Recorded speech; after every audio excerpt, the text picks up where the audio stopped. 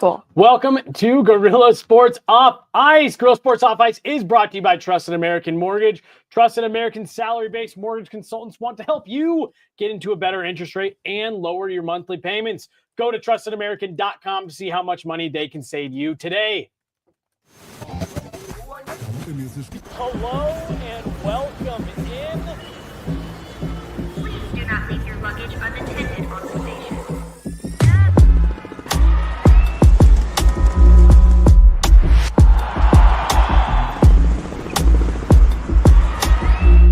Welcome to the show. Hello, welcome to the show. Jesse Montano, Meghan Angley, Guerilla Sports Off Ice. And I don't know, Megan, anything going on today? Anything noteworthy, newsworthy to talk about? I think there is. I think you're right. I had a rundown for this show, and most of it just got thrown right out the window about 20 minutes ago.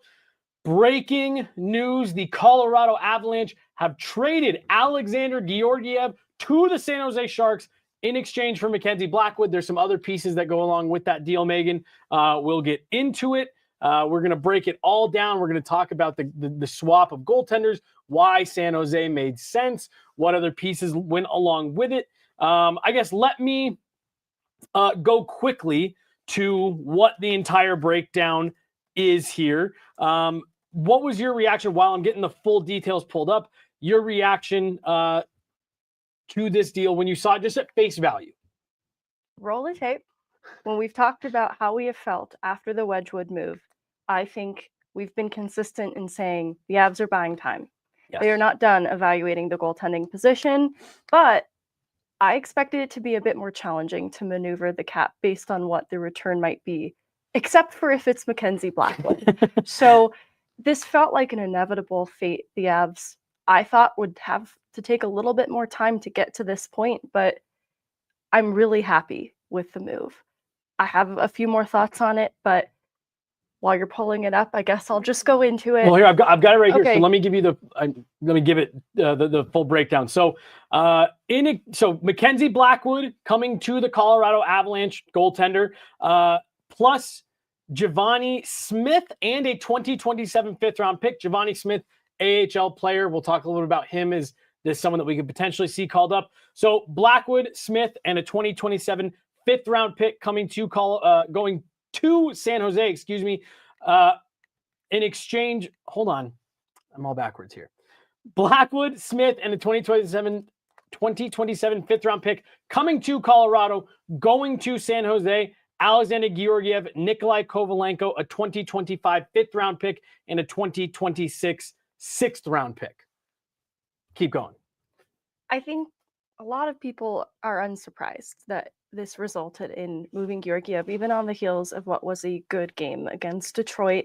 Yep. And I look back to the Avs in seasons leading up to their 2022 Stanley Cup, and there was a lot of failure that was required before they could reach that point. And I think for Alexandar Georgiev, there's a lot of failure required for him to fully realize if he is or isn't an NHL starting goaltender. And the trouble is, the Avs are not in a position to allow a failure runway right now. They're gunning for another Stanley Cup. Yep. They can't afford to give that to Alexandar Georgiev. And I think San Jose is in a position to offer him that amount of opportunity to see if he can hack it in this league, and Colorado can't. I think failure is often viewed as a bad thing, but that's why I tee it up with the 22 Cup team required failure to get to that point too. Mm-hmm. The Avs just can't afford failure right now. And there was too much of a gamble with Georgiev in net, trying to see if he could be a starting goaltender for this team right now. And the truth is he can't. Not in Colorado, not right now, but maybe in San Jose. I think San Jose makes so much sense for they had a goaltender that has been playing well to start this season. We're going to talk about MacKenzie Blackwood on this show and give a little bit of context to his career because it hasn't always been, he's kind of been projected as one of the next great goaltenders in this league. He hasn't quite gotten there at times, has played behind some not so great teams, is having a really strong year to start this season behind a pretty terrible San Jose Sharks team. So we're going to talk about all of that. But to your point, I think it makes a lot of sense just given the situation that San Jose is in, they've got Yaroslav Askarov right now playing in the American Hockey League. So they're fine with a goaltender like Georgiev, who can play at this level. Like, let's be clear about one thing. Alexandar Georgiev has more than shown he can play at the NHL level. It's the consistency. It's, can he handle that number one workload that has kind of always been in question? They're a fit for him in that they can kind of let that ride a little bit. Couple super chats here early. Miss Truly, so much wood. Yeah. Blackwood, Wedgwood, and Mileswood. A lot of wood on this team right now. From Daniel Bentley, $5. Do they expect me to go back to work after this? It's chaos upstairs. Chloe is feeling all kinds of different things. But it's pretty chaotic going on upstairs right now. So we get it. We feel you. Overall, Megan, I really like this deal. I was worried when the details were starting to come out just a little bit about the fact that it was going to be a roster player, a pick, and we all figured that Georgiev was going to be part of it. But I was like, what's that roster player going to be? Because we knew the cost was going to be high. Megan, this came in at a lower overall cost than what I was expecting. I think that's what makes Blackwood the perfect fit for a lot of reasons, including that he's been trending in the right direction with how he has started his season and a couple of the seasons that he's built here lately. And we've known there's been interest linked to him for some time, didn't know how much fire was behind that smoke. Yep. But going back to that trade deadline where Annunen was sick at morning skate, that was where there was some of that smoke before. So I look at that fit, but then the money component. When we talked about the Avs buying time, we knew it was because this had to have layers to it. It wasn't ever going to be some one-for-one swap. Georgiev's value just declined so much. You weren't going to get anything worthwhile in return just with Georgiev as the piece. I think when you look at what's in the depth pipeline for Colorado, you looking at Cal Ritchie, like that's a really strong asset that you don't want to part ways with.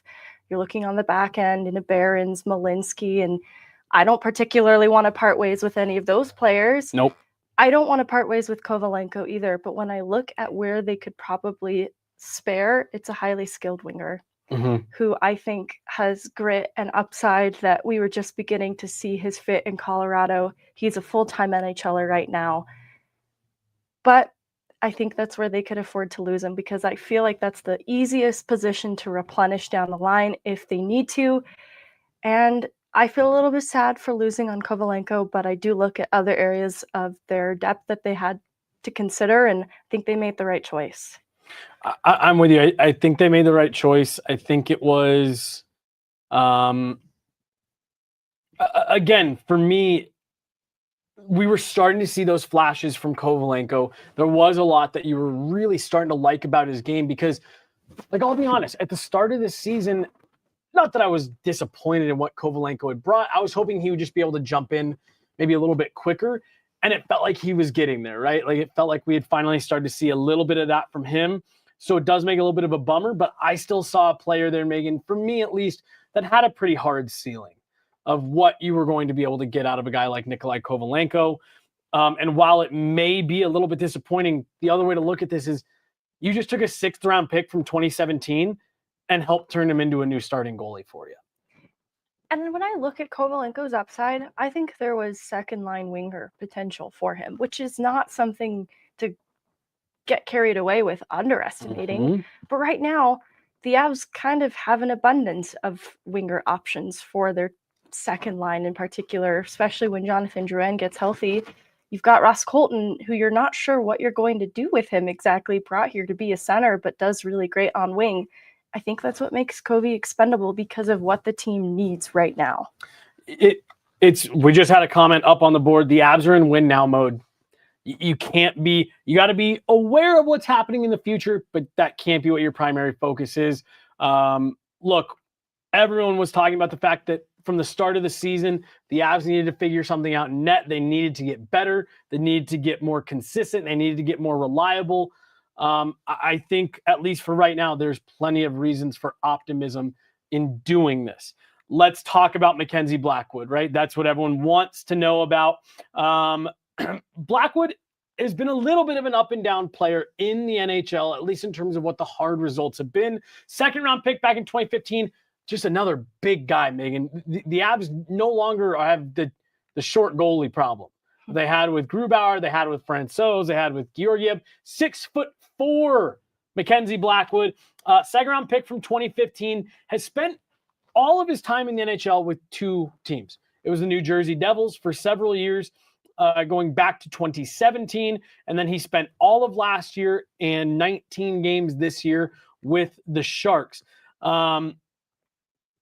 Again, never really a super heavy workload outside of 2 seasons where you could say it was starter or 1A, 1B type of a workload. Back in 2019, 2020, played 47 games for the Devils with a .915 save percentage, finished that season. Then last year, 44 games for the last place Sharks, the worst team in modern NHL history, finishing with 47 points, Megan.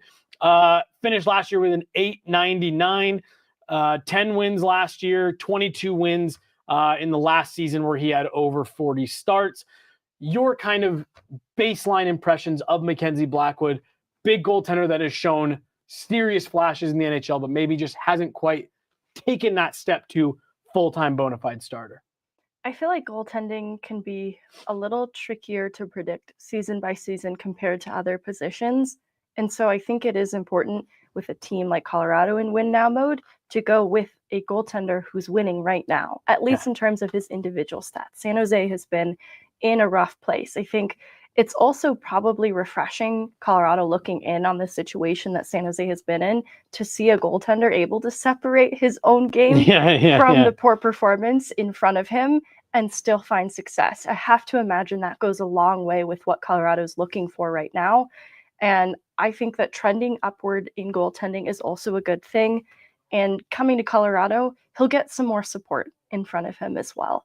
I think even Wedgwood is benefiting from the returns on that, having started the year in Nashville, another team that's been struggling. Wedgwood, in the early returns, has played pretty well behind this Colorado Avalanche team. I think the same is true of Blackwood. That's going to get confusing. Wedgwood, Blackwood. Yeah, seriously, no kidding. I'm just now figuring out how to say Scott instead of Scotch. Scotch. This definitely is, to me, Megan, an upside play, because this was part of the argument that we had been making over the last couple of years, geez Louise, weeks, of, hey, MacKenzie Blackwood is exciting. He's playing really well. Is he a set and forget, no doubt upgrade over Alexandar Georgiev, or is he, more than a league average goalie? I think that's still, we're waiting to find out. But it does feel like for the first time in a while, there is some excitement about, like, they might have a younger goaltender who's still got a ways to go before he hits his ceiling. Does coming in and playing behind a cup contending team, pull anything else out of him? And look, you also were just at a point where you couldn't let it ride. Like, we've seen this management group do that several times over the last number of years with whether it be certain players, positions of need, whatever, and just saying, hey, look, we don't want to shake things up too much. We don't want to disrupt what's going on in that room too much. We're going to let it ride, and we're going to see how things shake out. We believe in our core. We believe in our team. We believe in our leadership. This was a situation, Megan, where I don't know if there was any amount of quality starts that Alexandar Georgiev could give you that would make you feel more confident. I think what the Avs are looking for here is, okay, let's say MacKenzie Blackwood is a league average starter. Can he come in and be league average 9 out of 10 nights? Great. That's all we want. When you look at the risk the Avs are taking in net, going back to the risk they took with Georgiev, it was far greater. His numbers year by year in New York as a backup were trending in the wrong direction. With Blackwood, it's been trending in a better direction. He's been more of a true starter coming from San Jose. The experience makes it actually less of a gamble than Georgiev ever was. So it's, to me, obviously an upgrade in net. I think when we say the team is in win now mode, we don't just mean Stanley Cup aspirations. We also mean they need to make the playoffs. Yes. And that's what I think created the urgency around this. I think Justus Annunen would have met a different fate if the team had not struggled so much this year.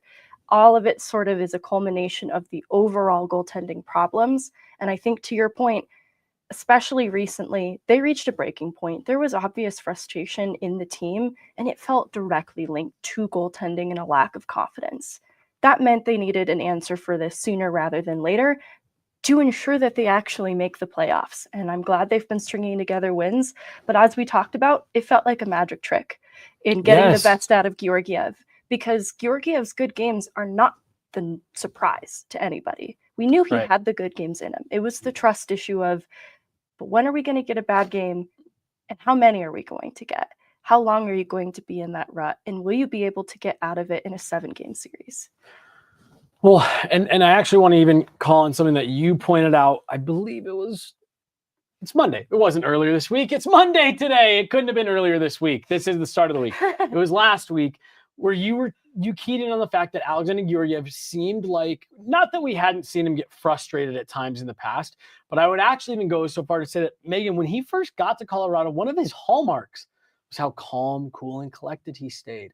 I remember even there was one time he yelled at a player who, from the other team who had kind of poked him after the whistle, and we were like up in the press box like, whoa, Alexandar Georgiev raising his voice. We just haven't seen that here. And it seemed like it was so easy for him to get off of his game, so easy for him to get frustrated, so easy for him to get inside of his own head. And it seemed very difficult for him to climb out of that. And that was one thing that I didn't know if that was going to get better. I didn't know if he had just kind of gotten to a point where anything that went wrong was going to just kind of derail what he was doing. Obviously, Alexandar Georgiev is no longer chasing a cup in San Jose, but maybe it's going to be a spot for him to be able to refine his game a bit here with a little bit less pressure. On the flip side of that, I just saw Frank Saravelli talking about this on Twitter. Now the question shifts. How does MacKenzie Blackwood handle the pressure of coming to a Stanley Cup contender? The 1 year that he was with New Jersey and they had a team that many people thought could make some noise, he kind of crumbled a little bit. It's been a few years. He's maybe matured a bit. Maybe his time in San Jose has done him good. What do you think about, is that a real thing that, not we have to be worried about with MacKenzie Blackwood in particular, but is that a real thing for you? That, do you think the pressure of playing for a cup contender can be positive or negative for MacKenzie Blackwood, in either direction? Can it be something that galvanizes him? Can it be something that makes him crumble? I think that's the unpredictability of goaltending, and why, compared to other positions, it's a little hard to get too caught up in what they've done in the past, because I look at the success of Adin Hill in Vegas. No one was expecting them to go that deep in their depth chart and have Adin Hill be not only a starting goaltender, but a Stanley Cup winning starting goaltender. Mm-hmm. And that's such, a unique example that I think it tampers my expectations, at least, to try and project what any goaltender will be until I start seeing them play. I think season by season goalies can write their own story. And I believe that to be true of Blackwood too. And Georgiev in San Jose, I think there's more room for him to fail there in a good way. Yeah, that sounds so negative. No, but I know exactly what you mean. But I look at what Will Smith and Celebrini are doing, and they're kind of giving these young players room to just have fun playing the game and decide what types of NHL players they want to be. And it stinks that it also comes with a little bit of failure. That's just what San Jose is doing right now. I'm not sure I agree with it, to be honest with you. This is a steal for Colorado. If I had an asset like Blackwood, looking at the goalie market right now, I thought it was going to come at a much higher price point, at least in terms of assets being returned. Yes. Especially to have a goalie that's playing well on such a cheap contract. I have to imagine Mike Greer was getting tons of calls about Blackwood. Right. I don't know how he fell into Colorado's lap this is not against Nikolai Kovalenko. No. We loved him. Nothing. For nothing. Because this just made Colorado's goaltending even cheaper. You pointed this out. You sent me the Puckpedia link, so I'll let you talk about it. Well, and word has come out. The Avs are retaining a little bit of money on Georgiev, a couple $100,000. Okay, so I think that will more or less even out the money. That hasn't updated yet on Puckpedia. But Megan, Alexandar Georgiev makes $3.5 million per year when you're talking full boat salary. For MacKenzie Blackwood and Scott Wedgwood, right now the Avs are paying $3.8. So not only in 10 days did they completely overhaul organizationally their goaltending depth chart, they shed money in the process. And like you said, it's not that Nikolai Kovalenko was bad. But when I saw that it was MacKenzie Blackwood, I go upstairs and ask the guys. I was like, oh no. Oh boy, what did they just have to pay to get this done? I told him, I said, Georgiev's in the deal. No question. All right. But I said, I mean, are we talking Sam Malinsky in a first here? I mean, that's really what was kind of going through my mind because of what we saw it cost for them to get Scott Wedgwood, a backup goalie, and an additional pick. So I'm with you in saying, well, I'm sure the Sharks are taking advantage of the fact that they have one of the few goaltenders out there that's actually a realistic target. Isn't a guy like John Gibson who's making an inflated salary that you'd really have to find a way to get that. I said, oh my gosh, what was the cost on this? And really to find out that it's some pick swaps kind of, down the road a little bit. You get an AHL player back. And again, when you see what Ivan has done, when you see what Nikita Prishepov has done, it maybe just took some of the importance off of having a guy like Nikolai Kovalenko in the bottom of your lineup. And I'm honestly, Megan, I think this is an outstanding bit of business here for Chris MacFarland and the Avalanche. We were talking, recently, and a lot of folks have been in our mentions about Chris MacFarland and all that. I think it's been a masterclass on getting this goalie situation turned over. I think you got two guys now that you can feel reasonably comfortable with moving forward. And we're done talking about it. You know what I mean? Like we're done talking about what are they doing in net. This is it. I think you feel good. You've got a young guy who you hope can shoulder the load, and you've got a veteran backup guy who just wants to be part of the team and just wants to help them win and has done that so far. In the 3 games that he's played, he's helped them win games. He's helped keep them in position to win. And I imagine Wedgwood and Blackwood are going to form a pretty tight bond pretty quickly, knowing like, hey, we were the guys they trusted to bring in. I think it's important to punctuate that Blackwood is younger than Georgiev. Yep. By a little bit. But when Georgiev arrived in Colorado, that was sort of how we portrayed him, a young goaltender looking for opportunity to become a starter in this league. Blackwood, even younger, has proven that he can be a starter a little bit more, bigger sample size in San Jose. I think we can still then talk about the upside that's been untapped there for Blackwood. Yes, I completely agree. That's the part of this that I'm looking at. And again, part of the reason why I was so surprised at what it cost isn't because of what Blackwood's numbers have been so overwhelmingly as a starter, but because of the upside. And because of the fact that it does feel like MacKenzie Blackwood's best games are ahead of him. I think this was not only a trade that you feel better about. I'm going to stop shy of saying, well, the Avs got unequivocally better in net today because MacKenzie Blackwood does still have a little bit to prove. He's been playing really well this season, but you've given yourself a lot of upside, and I think you've given yourself something to be excited about and something to dream on a little bit in net.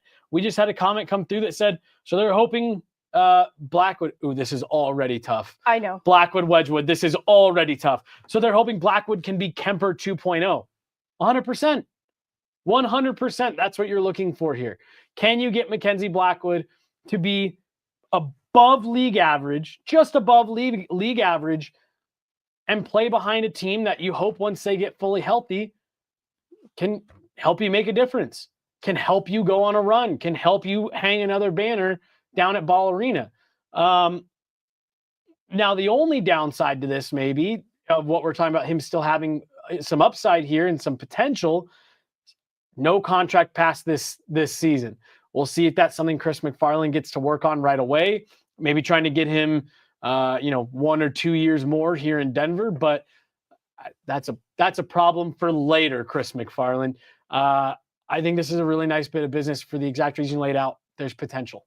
I think someone was in the chat, and actually Chloe might have said this at one point, that we don't always need to know what the front office is thinking at every minute. And I think it was important to have a little trust in the front office. Following the Wedgwood trade, I think people were dissatisfied because that didn't generate much enthusiasm. It felt like this was still so unresolved, but he wasn't finished. And so I think we owe Chris MacFarland an apology. I'm just kidding. We still need to see how this plays out. But I do think there's a lot of credit due to the front office, because even just on the heels of the Wedgwood trade, this team has pulled together some wins, maybe even some that they didn't deserve, like the Buffalo game that they came back from. And I think that it's a morale boost. Yes. And I am excited to see what this does for the team now, even feeling more complete at this position. I feel like the confidence and the energy level are up around the team. Like, I just feel like you said, we hear GMs talk about this all the time of, teams that maybe overachieve, or you look at the Minnesota Wild, right? Way outplaying expectations so far this season. So the GM goes out and makes a trade, brings in, Russian defenseman from Columbus. Why is his name? Juracek. They bring in a defenseman to help make the team better. It's a reward for how they're playing. This, to me, has to feel like, for those players, a situation where they've gone out and played their asses off. And like what Jared Bednar talked to us about, taking pride in the results that they've gotten to this point in the season because of the obstacles that they've faced. The Wedgwood deal and now this deal with Blackwood, to me, it's we see how hard you guys are playing. We see what you guys are doing. We're gonna help you out. We're gonna throw you guys a bone here, and I feel like the players have responded. All in, like the deadline last year. And I like someone in the chat commented that they're really glad to see this happen now before the deadline, because the value of Blackwood probably would have only gone up around then. And so to get this done before the deadline, kind of sneak jump ahead of everybody, I think is also going to be really good business. And we might not even be able to fully appreciate it until the deadline, when people are desperate for goalies and the options are grim. Okay. The price is the thing I just keep coming back to, and we'll talk more about it here in a second. We got another super chat here, Megan. This one from Drew Lowensbury. Hey, there we go. Nice. Love that. Hey, Drew. So do they take a chance now and try to re-sign Blackwood to an extension in case he goes off and at the end of the year asks for a big raise? If he does off someone, i.e. if he does, someone, i.e. Edmonton, will give him a lot in free agency. Well, look, this is what we talked about with Alexandar Georgiev as well, kind of going through this season, was Georgiev's in a funny spot, because we had said this was probably Georgie's last year with the Avs, whether he played poorly or played really well. Either they weren't going to bring him back or they weren't going to pay him. And I think they'll probably try to get Blackwood on 1 or 2 years. I think they'll try to keep him here in Colorado while you wait for Ilya Nabokov to be ready over in the KHL. You've kind of set yourself up now with Wedgwood being here next year. You can bring Blackwood back for a year or two. You put yourself in a really nice position to let Nabokov develop the way that you want him to, take his time, and then you can bring him over. Any thoughts on this? I was just curious if Edmonton could afford to even offer him big money in free agency, but I was pulling up their cap friendly out of curiosity, just because I think that'll be the question, which team can dole out the money. And I think it's going to be teams less likely to compete for Stanley Cup. And I have to imagine when MacKenzie Blackwood gets a taste of playing for a team on the brink of winning, he might change his priorities. Yep. And Mikko Rantanen, I know this maybe isn't the best timing of it because he still hasn't signed his extension, but he talked about how winning a Stanley Cup changes things around what motivates you to stay in a place and continue winning with the people you've grown close to. And I'll wait and see if that kind of effect is going to take place with Blackwood. Yep. Quick, we hear this comment talking about the Avs wanting Nabokov to come over at the end of the year. Yes, I'm sure they would like that, but our good buddy Evan Rowell has reported that there's a chance Nabokov gets a new 1-year deal to stay in the KHL a year longer. So we're keeping an eye on that. Real quickly, I wore my Spider-Man hoodie today. This is like the 5th person who has said, like, oh, what are those, your Spider-Man pajamas? There's something about the stitching. See, and the material does look a little pajama-y. Like, I put on my Spider-Man hoodie today, put it on my jacket over top, and I was like, maybe we'll get couple people, someone will say something about my hoodie, and like everyone upstairs, like, are those just pajamas? Like, it's a hoodie. And now here I am looking like I'm in Did it come pajamas. with matching pants? No, and that's exactly what Andy asked. That's exactly what Andy asked upstairs. She says, did you have the pants that match with it? No, I don't. Maybe I'll get them though. Oh, Stacy says it's the light blue. Hey, thanks, Jay. Jay says I look lovely. All of you. I could see it being the light blue. That makes sense. It is a very pajama blue. It's a pajama blue, and I won't even doubt that. I won't even turn that down. But this has not been the response I was expecting for this hoodie today. I'll say that. Cool Spider-Man hoodie. Yeah, like, whoa, nice. Sick Spidey hoodie. Dope. Nope. Or those Spider-Man pajamas is what I've gotten all day long. And you know what? Maybe they are pajamas now. Maybe I'm the comfiest one in the office. Who knows? I want to just go back real quick to the cost. Just to put a bow on it, relative to what I was expecting and relative to the goalie market that was out there. I wanted to go back to this point because I felt like I kind of glossed over the point you made about revisiting this cost come trade deadline time, because the Avalanche are not the only team out there looking to solve a goaltending issue. The Edmonton Oilers, for example, as we just talked about in the chat, are another team that feels like they've got a good chance, but are looking for goaltending. There's teams all over the place who are looking to fill in these small little gaps. I'm sure there would have been plenty of takers for MacKenzie Blackwood come trade deadline. So the Avs being able to get ahead of that market and bring in probably who would have been the most coveted goaltender had he kept playing somewhere in this range. I just think is an impressive bit of business for what you were able to talk them into in terms of getting MacKenzie Blackwood here. Now you do always stop and ask the question a little bit like, all right, well, what does San Jose know that they were willing to part ways with him for this cost? But I do just think that Chris McFarland found the right situation, found a team that could take Alexandar Georgiev and his contract back, had minutes for him. And I just think they found a fit that made sense. And for the Sharks, they get a roster player who Kovalenko's probably going to have a decent sized role with them. I feel like this is one of those trades where everybody's probably feeling pretty good about what they got. I think Colorado's feeling a little better. I agree with you. I was trying to be diplomatic. I have to wonder too if MacKenzie Blackwood had any say in wanting to find a different environment to play in. That's purely speculation. But I have seen some people ask about what we're getting in Javanni Smith, and I did want to talk about him just very briefly. There's not a lot to say, just to be clear.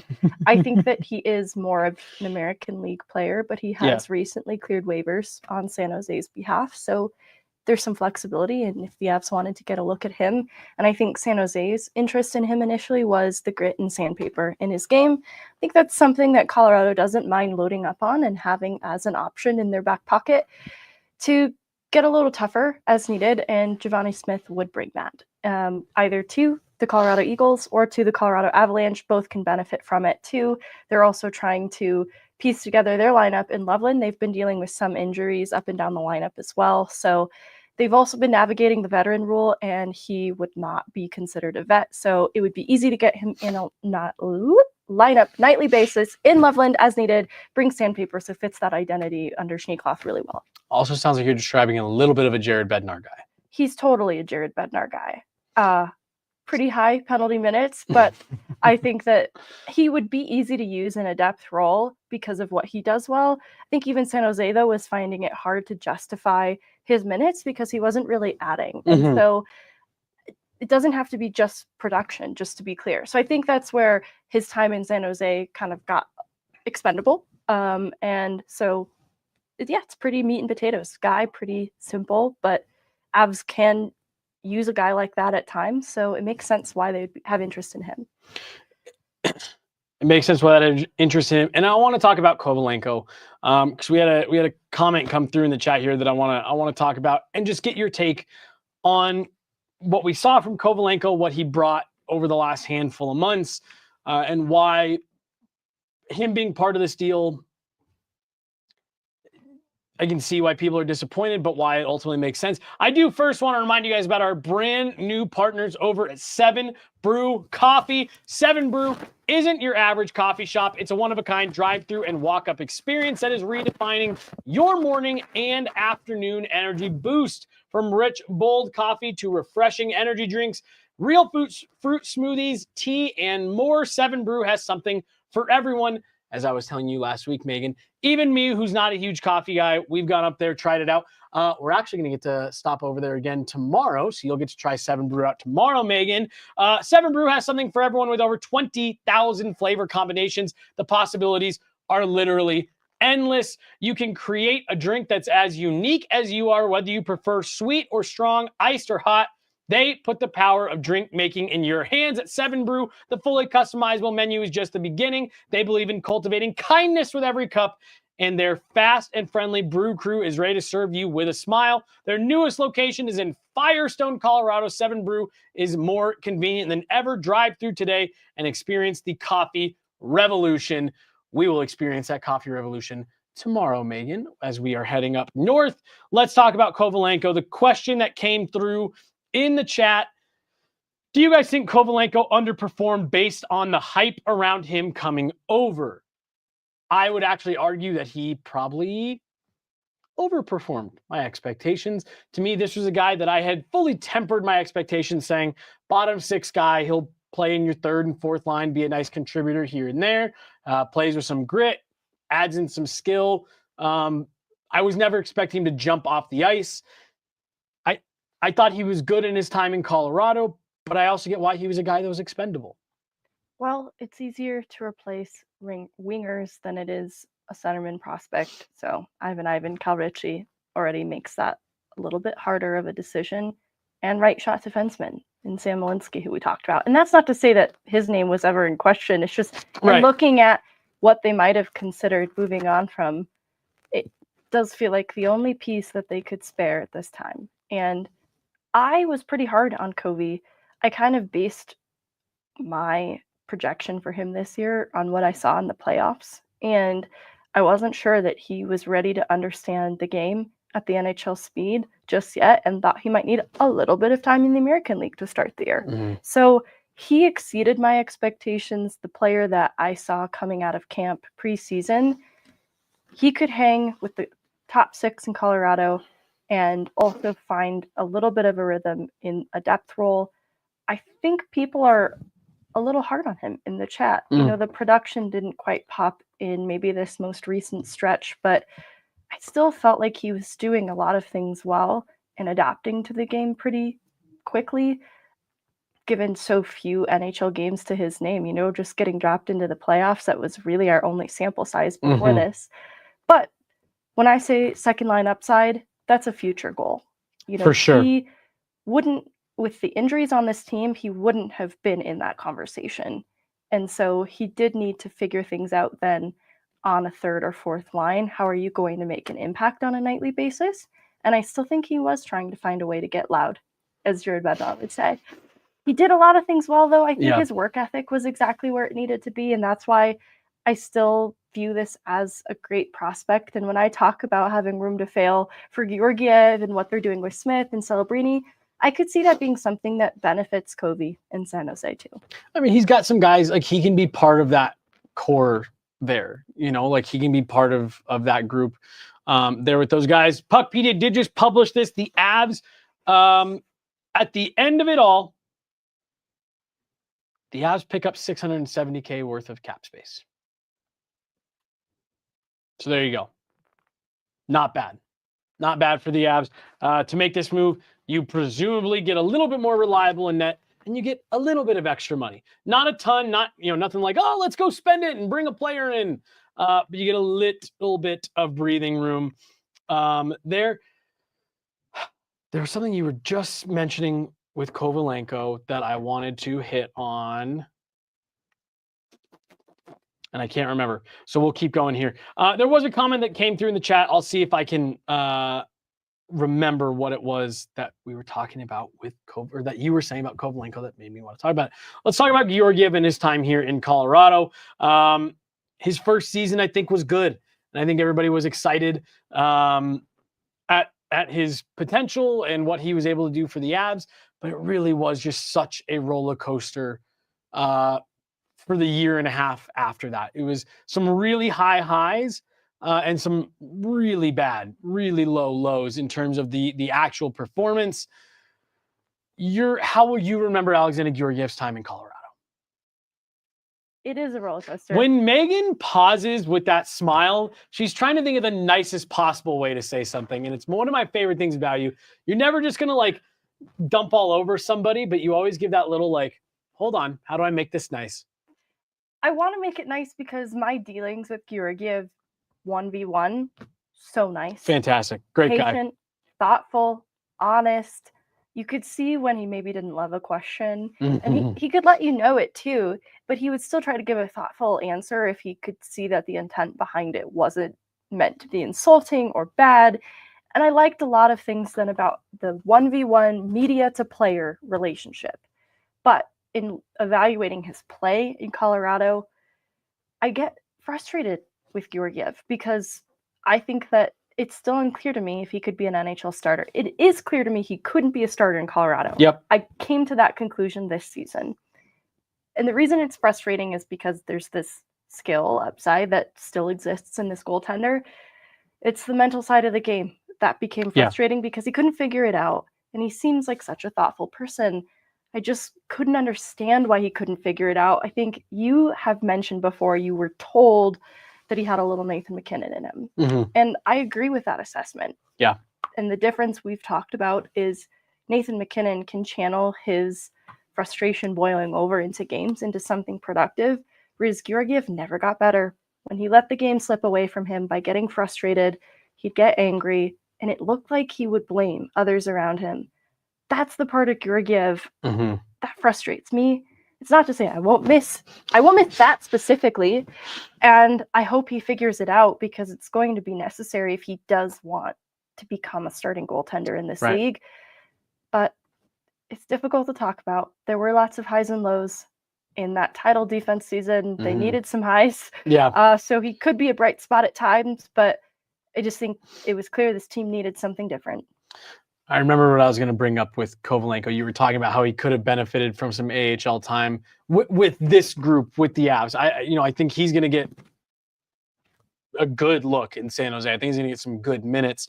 But there was that alleged reported AHL out clause in his contract with the Avs that if the Avs sent him to the American Hockey League for I don't know. We never knew the total. We don't know what the actual agreement was, but there was allegedly some agreement in Nikolai Kovalenko's deal that if the Avs reassigned him to the American Hockey League for X number of days, weeks, or games, that he could opt out of his contract and go back to the KHL. So it did just limit a little bit of the Avs' flexibility with what they could do with him.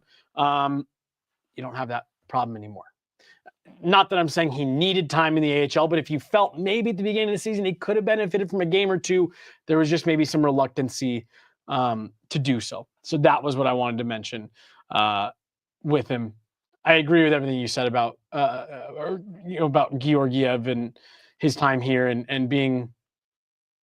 I was immediately bummed. I have some great conversations with Georgie in the room, just not on the record or anything like that, but just talking with him. He was always a guy. I'm a big gearhead. I love. I guess gearhead is really used for like cars. I like hockey equipment. He was always willing to talk about his stuff. He and I would just kind of sit there and chat. Super nice guy, super soft spoken. So like, I was a little bummed like when I first saw that he was gone. I was like, oh damn, won't get to have another conversation with him. Not until he comes back with San Jose. So on the non-hockey side, that's what I'll remember of him. But unfortunately, even in the time where he was that first season at his best, it felt inconsistent at best. When he hit Sam Malinsky, I knew I had to reevaluate my opinion on Alexandar Georgiev.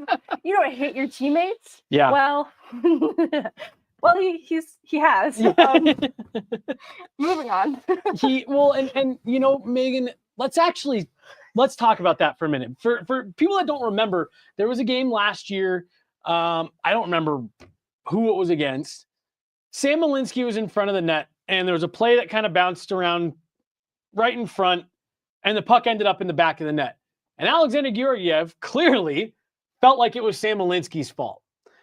And the puck hit the back of the net. Georgie looked in the back, looked up, and whacked Sam Malinsky on the shins. We asked Sam about it after the game, and Sam gave a very diplomatic, like, I got to be better. I can't be making those mistakes, da-da-da-da-da. We asked Jared Bednar about it, and he was not happy, did not approve. A couple days later, when we brought it up, Jared Bednar talked to him, UC Parkala talked to him, and Chris McFarland talked to him about that is not how things operate in the NHL, and especially not with this team here. And that was the first time that I had a little bit of like, uh-oh. Does this guy not get along with the guys in the room? Is he not bought into this culture and the team first? That I think was maybe one of the first warning signs of, is this a viable option long-term? There seemed to be a lot of disagreements between Alexandar Georgiev and the players in front of him.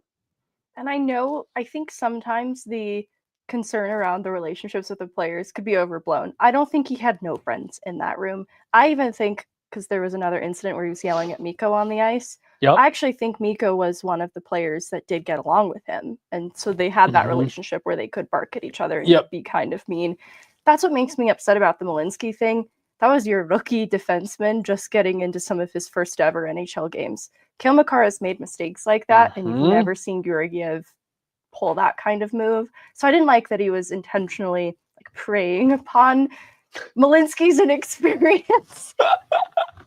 Premeditated. It was a premeditated outbreak. It was evil. I'm just kidding. I'm so sorry.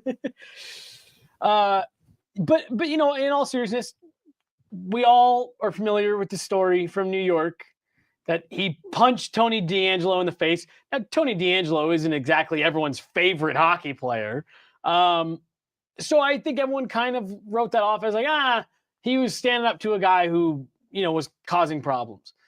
But when you did see some of that disagreeing behavior here in Colorado, it did just kind of beg the question of, is this guy confrontational? I just feel like he would assign blame elsewhere. That's why when he got pulled, I want to say it's the Buffalo game, and he's throwing a tantrum on the bench. I'm like, who are you mad at right now? Because it did seem like when things would go sideways, he would point fingers for his frustration, and it didn't feel like it was, I'm mad about my own game. It felt more like blaming others, and that's not a way to go. Because I even think with the Tony D thing, I think Tony D made a snide comment about him not making a save. And so I don't think it was over his bigotry that Georgiev punched him. I think it was over his performance, and accountability would have gone a long way, I think, with Georgiev, and I don't know that he ever figured it out, because I think his emotions, because I think if you gave Georgiev a night to sleep on it, he would probably take more ownership of his game. But in the immediate, he struggled to just immediately take accountability. He would start pointing fingers, and I think that just breeds a toxic environment. I don't think the whole room was toxic. No. I don't think Georgiev was entirely toxic. But look, like it was obvious, Megan. Like it was obvious that there was something there with Georgie that just didn't feel right this year, at least. Nathan MacKinnon made that comment in Tampa. The pucks were going in, and there was nothing we could do to stop it. I do just think that the up and down play. The reason Nathan MacKinnon gets away with being a little prickly with some of his teammates and barking at guys is because he's the reigning MVP and he goes out there and puts up 100-point seasons. Feels like Alexandar Georgiev was constantly riding the roller coaster. And then right when he was here was when he was the most vocally yelling at people. You know what I mean? And that did seem to be like a little bit of a problem. Again, I don't think guys hated him necessarily, but it did seem like there was just a little bit of a disconnect between that type of mentality and the rest of the team and the way they interacted. And I do have to imagine that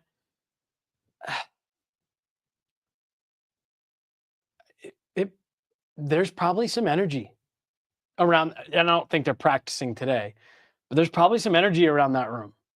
of like, let's go. They brought in the guy. Let's go do this. 2 tendies. Two tendies. Still 2 tendies, 64 lines all year. All year. And I think they're probably feeling pretty good. Comment here in the chat. Does this make the Avs immediately better, or does it take some time for the new goaltenders to acclimate? Look, I just think this makes them more confident immediately. And I think this gives them a guy in net who you are thinking is going to be more consistent. So I don't necessarily know if you're like, yep, they're better today. But I think there's probably more confidence in that room. I think there's probably more energy in that room.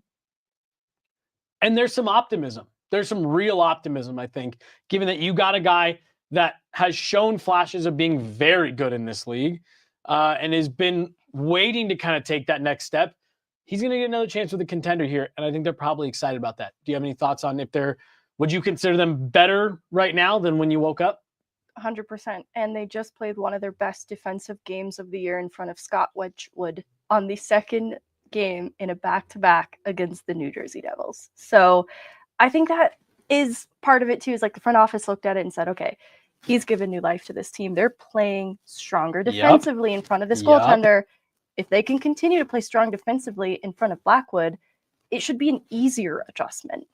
It's not to say he doesn't have things to take care of on his own end, and I think an adjustment is realistic, but I think the team's in a good spot in terms of morale to galvanize and play strong in front of Blackwood as well. I'm with you. Do you have any thoughts on what we were talking about earlier about should they try to get him signed for another year or two to give you some time on the Nabokov thing, or are you in the camp of get Ilya over here as quick as possible? The future is now. Young goalies are hard to predict. Yep. I don't want to say either way just yet. I don't want to see Nabokov sign an extension, though, in the KHL just yet. So I want for the Avs to see what they have in Blackwood first. They have Wedgwood as a backup through this next season. But I don't think they need to be rushing young goaltenders to try and be a starting goaltender. That feels premature. That feels ill-advised. I'm not a goalie expert. I don't know that I'd recommend it, even though I believe he is the future of the Avs goaltending. Having a very good year this year in the KHL. And look, so here's the part. You said 100% without question that the Avs are better right now than they were when you woke up this morning. By advanced metrics, Megan, not even advanced metrics, by regular metrics, Alexandar Georgiev was among the league's worst this season. There's no way to split that, sugarcoat it, whatever. You look at a lot of different models, he was the worst goaltender in the NHL this year. So it's hard to look at that and not feel like this is an improvement. 100%. Brechton's right also. If he's willing to come over and play in the American League a little bit, get him adjusted to North American ice, he'll have his share of starts as much as he wants. Mm-hmm. This is sad. I think it was good for Justus Saarinen, and I think it would be good for him too if Nabokov would be agreeable to it.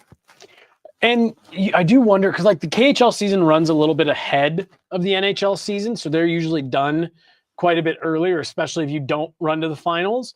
It would be interesting to see if he would be willing to come over and play the last dozen or so games with the Eagles. I'd love it. Get a full summer of off-season training, and just really kind of thrust him into that. Yeah, you're one of the top goaltending prospects in the NHL. Start putting him in line for a call-up if something were to happen. But I think no matter what, no matter how you look at it, whether you think they're outright better, Blackwood's a clear upgrade on Georgiev or not, however you want to look at it, there's no way you don't feel better if you're the Colorado Avalanche today than you did when you went to bed last night. Even after a really good win, you've got to be feeling a little bit more excited about your situation in net. And like I said off the top, you can now put this to bed. You don't have to talk about it in the run-up to the deadline anymore. You don't have to stress about, can Alexandar Georgiev, what's he going to do tonight? It's over. You made your moves. You picked up a little bit of cap space in the process. Bummer to see Nikolai Kovalenko go out, but ultimately, I think this is a net positive for the Avs in a big, big way. And it's because of the play from some of the other guys that we've seen earlier this season, Ivan, Nikita Prishepov, even Matt Steinberg in the games that he was able to give the Avs before he got suspended, and then subsequently hurt down in the AHL, I think it just put you in a situation where you could look at Kovalenko and say, if that's what it takes to get this over the finish line, we're comfortable with that. Yeah, I do feel a lot better about this team. This comment from Jamie: every goal scored resulted in heads thrown back, hands up, eyes rolling. AG leaving is an overall positive for the team. Feels sad to say it, but the body language from the players was obviously frustrated. Yeah. It did feel like that breaking point was absolutely reached this year.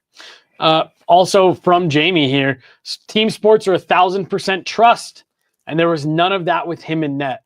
It did just feel, and you and I even keyed in on a goal from earlier in this week where Calvin DeHaan kind of got caught in no man's land, because you could tell he went to do the right thing and then kind of panicked and was like, oh, wait, no, I can't let them shoot. And you ended up kind of covering nobody, and it led to an easy goal against, I believe it was in the Buffalo game. And that to me is a sign of a lack of trust that your goaltender is going to make a stop. And it didn't feel like they were playing that way with Scott Wedgwood. I argued earlier in the week, not argued with you, argued. I cried. He hit me. Stop. Argued on a show. Oh my gosh. Oh, this is going to be the last podcast I'm ever allowed to do. That's bad. First jammies, now Megan's out here spreading fake news. I had argued earlier in the week with you on the show that I don't think that teams go into games like, oh, this goalie's playing, we're going to play a certain way. But I do believe that over the course of a game, given how a goaltender is playing, can absolutely impact the way that you are. I'm like a little worried. The whole time I'm talking to her, she's just trying not to laugh. I do think over the course of a game, if a goaltender is not coming up with some of those easy saves, it can make it can wane that trust, and I do think that can impact the way that a team plays. And I do think that to the point that the comment made that you brought up, you could see that in the physical body language. Pucks were hitting the back of the net, a lot of palms going up, a lot of, very kind of like silent skating away. You could see the look in the eyes. And I just think that going away is going to help. We do have Chris McFarland at 3:00. Yep, I saw that. Did we get the email finally? Yes. Okay, because I saw the text and I hadn't gotten the email yet. Yes, so in about 30 minutes, we will be hearing from Chris McFarland. Unfortunately, we won't be able to carry that live on the show. Otherwise, I'd say we'll just hang out till that happens. Cool. I know. Yeah. Unfortunately, we cannot. Megan, any other thoughts on just what we saw today for the Avs? I mean, really, this is one of the more significant trades they've made in a while. Assets going out. And I tweeted this out. Megan, in 10 days, you completely turned over your goaltending. For all the people that were saying, when are the Avs going to say is enough? We're not even at game 30 yet, and the Avs completely turned over both guys that they started the season with. I've seen a pretty good consensus in the chat in terms of how they feel about it. But I've seen some concern, like, is it an overpay for a goalie that's just going to hit free agency and is still a little bit unproven? But what else was out there that you feel better about? John Gibson, a lot more money, a lot older, clearly on the back half of his career. I don't know that any other name would have gotten me as excited as Blackwood. Honestly, the reason I wasn't excited about that name sooner was because I didn't think it'd be possible. I thought it'd be the most expensive for sure. This feels best case scenario. It does mean giving up Kovalenko as a prospect. That obviously sucks a little bit, but when I look at what their options could have been, I thought a different roster player would have needed to go out to make it possible for a different goaltender coming back. I feel really good about it. There's still a lot Blackwood has to do to make this work too.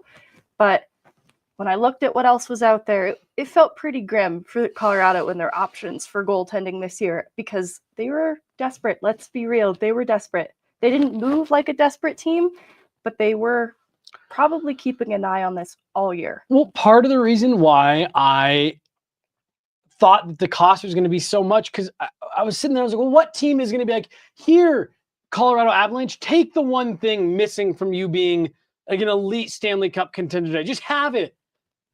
Oh, Swayman? You want him? Yeah, just take him. Who He's cares? yours. We'll retain some salary too. And like somehow through all that sarcastic banter just now, that's kind of what the Sharks did.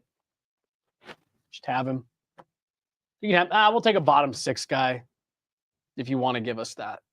We'll take it.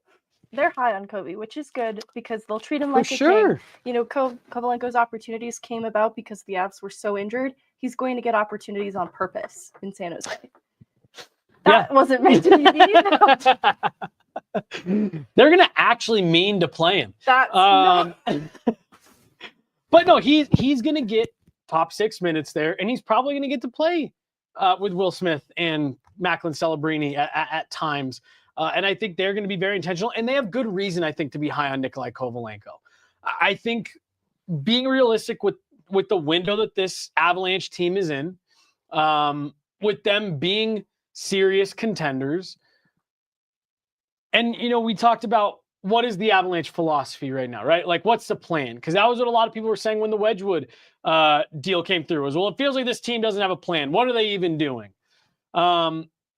And I said, look, the plan is you keep your core intact at all costs. You designate your 5 to 7 guys that you say, this is our core, and we will do whatever we have to do to keep them intact. And then you fill in with the best supporting cast that you possibly can. That is the plan, you know? And at the end of the day, Nikolai Kovalenko was always just going to be supporting cast here. He just was.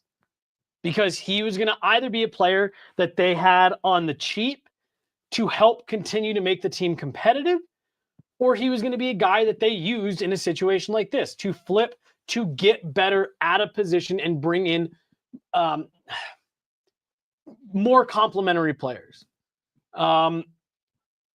I don't necessarily know if I ever thought it was going to be this quick that they were going to. I didn't think it was going to happen this quick. Turn around. But hey, look, they took a player who came over from the KHL, former 6th round pick, 7th, right? 6th. Kovalenko, I have it actually up here. Former 6th. 6th round pick, and you turned him into what you are hoping is a solution in net. A lot of people thought Darcy Kemper was an overpay, kind of like what you were talking about. With Connor Timmins once upon a time. Right. You know, that being a little bit of a high cost. No one at all cares or remembers what the cost was to Darcy Kemper, to acquire Darcy Kemper. Some of us care.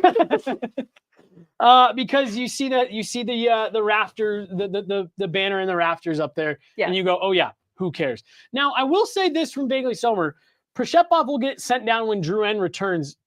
Prishepov has been sent down, and he is at Eagles practice right now.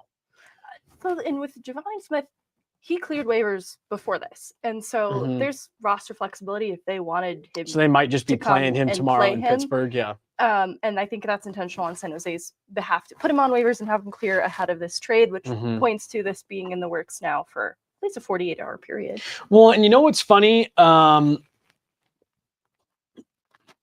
we talked to Scott Wedgwood, that when they brought in Scott Wedgwood, we all thought that happened like really early in the morning. Scott Wedgwood actually let the cat out of the bag and told us that it happened the night before. So I do wonder if this was another one of those things where while the Avs were winning in New Jersey, if Chris McFarland was on the phone working this deal, getting it done and getting all that finalized. Now, the other thing that I will say, and I mentioned this to you 2 weeks ago, we were on the road, and Chris McFarland is a super nice guy. Yeah. Always willing to just stop and chat. And, if he was traded, we'd be really sad. Right. Talk about it very kindly. Right. I believe we were in Florida. Chris McFarland looked very distressed.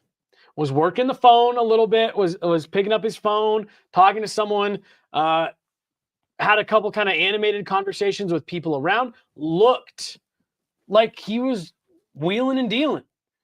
And I remember making note of that, like, I wonder if he was just told the cost on something is more than he wants it to be or something like that. And so it does make you wonder, again, for all the people that have said, like, what is the front office even doing? You do wonder how long have they been working this deal? I think it's been a while. I'm with you. We've gone for a little bit over an hour here, Megan. Do you have any other thoughts today before we jump out? We do have to jump on with Chris Right. McFarland here in about 20 minutes. No final thoughts. No final thoughts. We had other stuff to talk about today. And we will. It's important, but it's not as time sensitive. Right. So we had a whole show built for you guys. We're going to talk a little bit about. We're going to recap last night, but then we were talking about some things going on in the world of hockey right now that we do think are important things to talk about and discuss, and just make sure that the conversation around them is there. But hey, and how about this, Megan? For all the multiple years that you and I were on shows together, how many times did we wrap a show? Thanks for watching.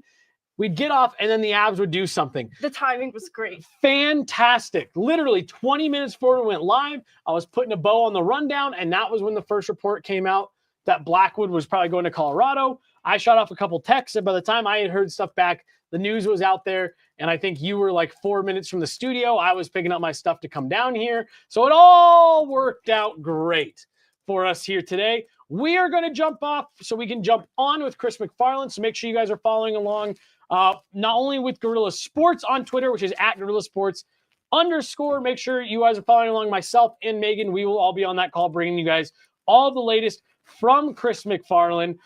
Do again want to give a big thanks to our great friends over at Trusted American Mortgage. Go to trustedamerican.com right now, or scan that QR code there in the top corner of the screen to see how much they can save you and see if you qualify. They can help you not have to make a mortgage payment till February, Megan, which is very helpful this time of year.